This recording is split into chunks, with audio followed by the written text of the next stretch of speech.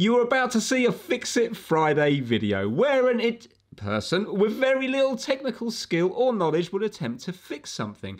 This is not a how-to video and is likely to be factually incorrect and at times possibly dangerous. Please don't copy Kip and see this video for limited entertainment purposes only. Roll titles!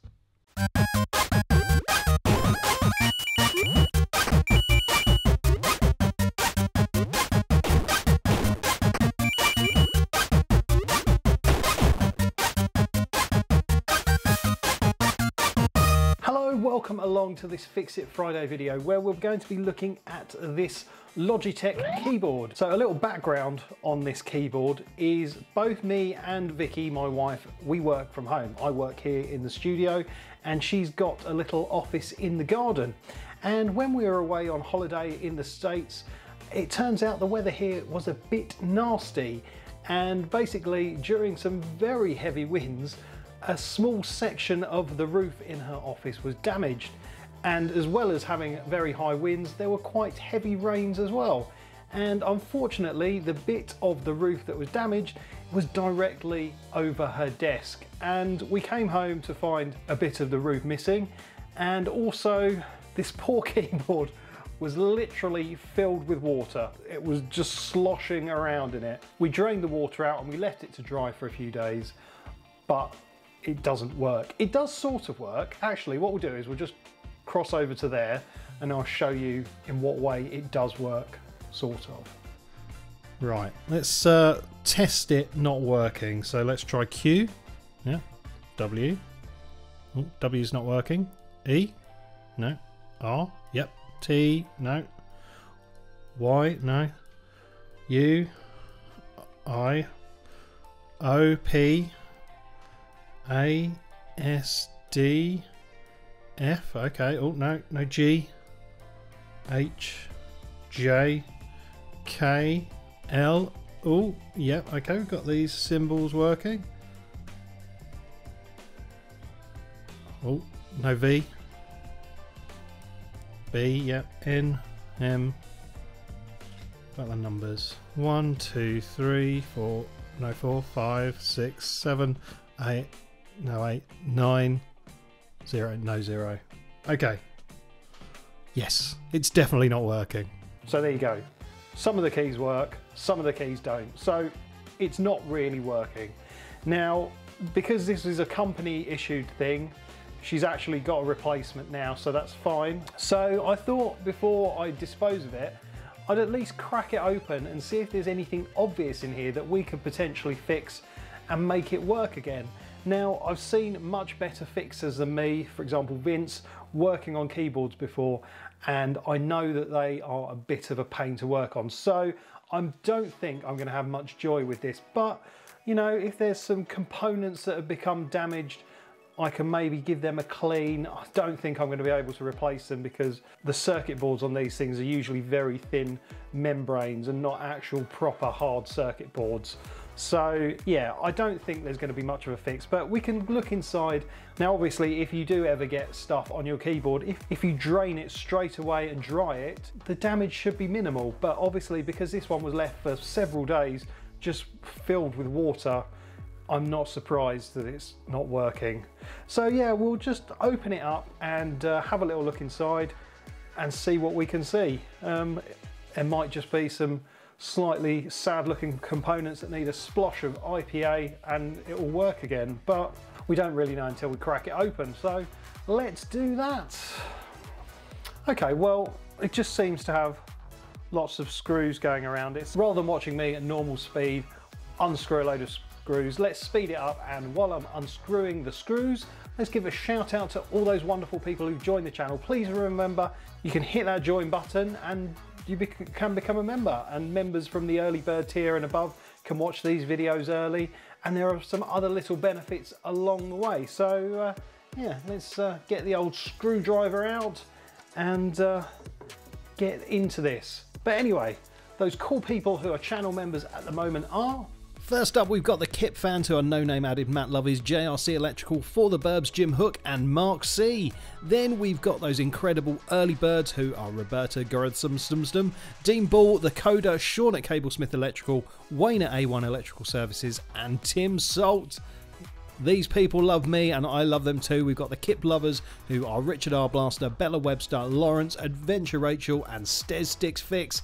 Then we've got our gorgeous Kip nutter, Becky Boobar. Thank you so much, Becky. And then we've got our Kip mental, David Elphick. You are mental, David, but you're a wonderful human being. Thank you. Anyway, thank you so much to all of you who are channel members. It's really kind of you. Looks like all the screws are the same length, so that's helpful.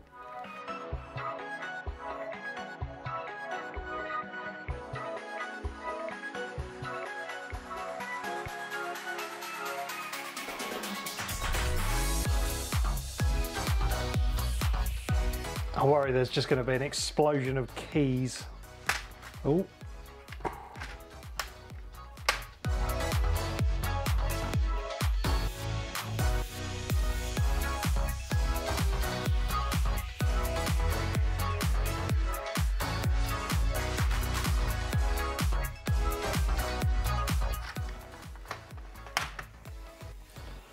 Cool. Oh. Right. Oh wow, okay, so it is a completely sealed unit.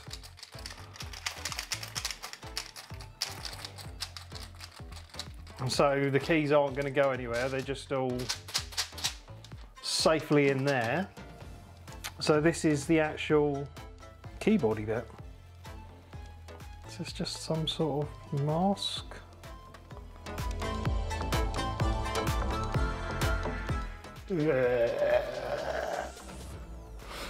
Oh,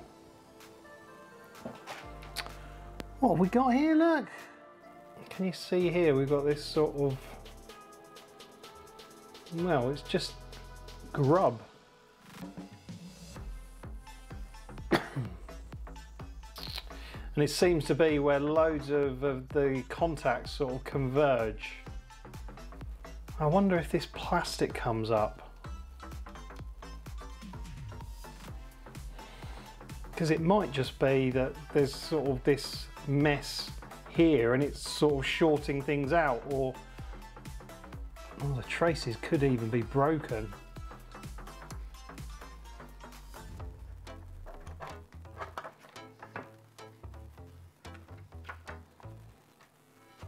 Ah, look, it comes apart. So we've got two of these plastic sheet things on top of each other. And look, you can see damage there, damage there. So, if I clean this, will it fix it? Let's see, I'm just going to give it a little rub with the old magical IPA. Oh.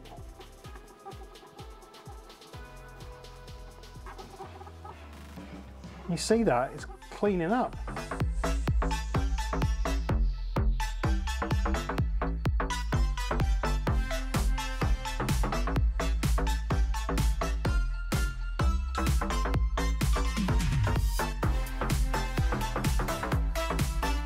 Gone through to the other side.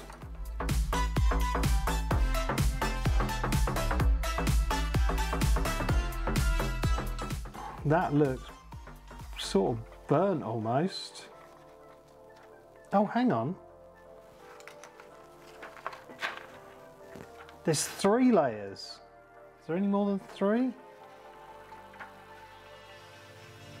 No, right.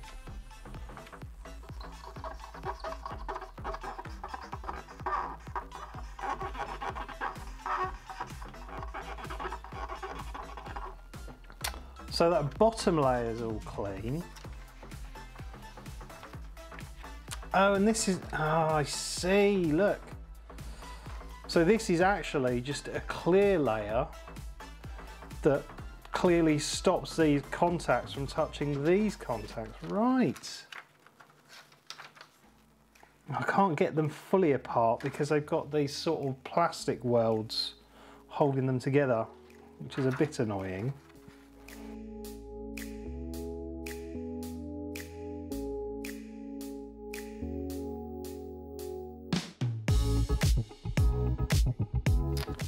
See, there is no other real circuitry on this. There's this little board here, but that is it. It's this tiny board, and all the sort of input is done by these sort of very rudimentary grids here. They are a lot cleaner. But the traces here, might be hard for you to see, they are slightly different. Now, I don't know if they've absorbed water or they've broken, but that does definitely look better than it did a few minutes ago. Yeah. I'm not entirely sure if we fixed it, but I can't see anything else. I can't see any other sort of bits that look like that. So who knows, that might have fixed it. So for something like the keyboard I actually use on my computer, that's a mechanical keyboard, and that has actual switches. And so if there's a problem with the switch, you could in theory replace it. But because this is all a sort of membrane, it's a bit of a funny one. Right, well, I don't think I really even need to fully screw this back together. I could just clip it down and see. I mean, if it doesn't work, there's not much else I can do with it, really. Right, okay, well, let's put the batteries in and go back to the computer. Okay, so last time we had a Q. We got a Q this time. We had a W, I think. No W! Ah! I think it's actually worse now.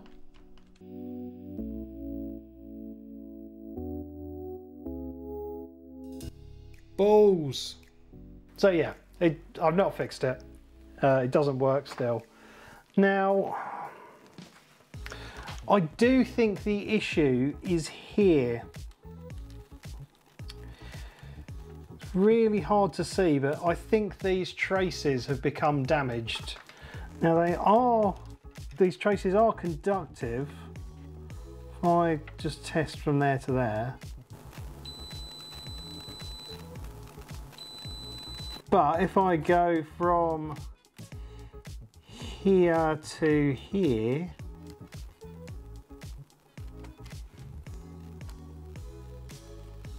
definitely touching. Yeah, the traces are broken. Let's just try this other one. Is that one broken as well?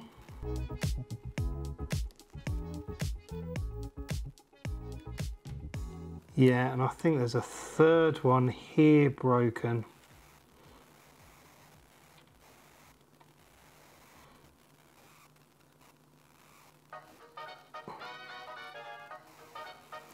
Yeah, that is the problem.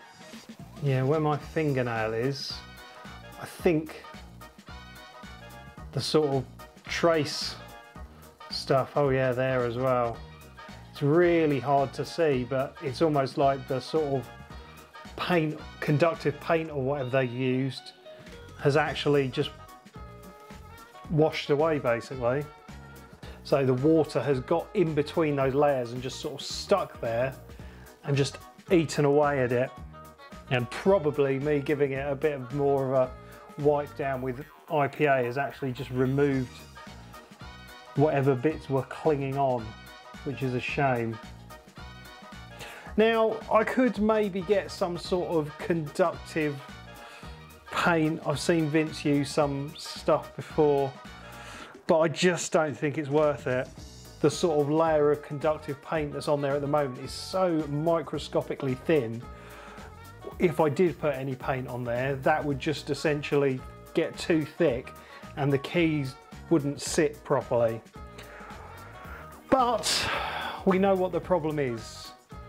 There's obviously some liquid got in between here and just eaten the traces ever so slightly there. So there you go. As I thought, no fix really, but we know what the issue is. So that is good. We've got more knowledge than we started this video with. So although I've not finished with a working keyboard, I've ended up with a bit more knowledge about how these things work. I don't always necessarily come away from these things with knowledge, so yeah. I'm pleased with that.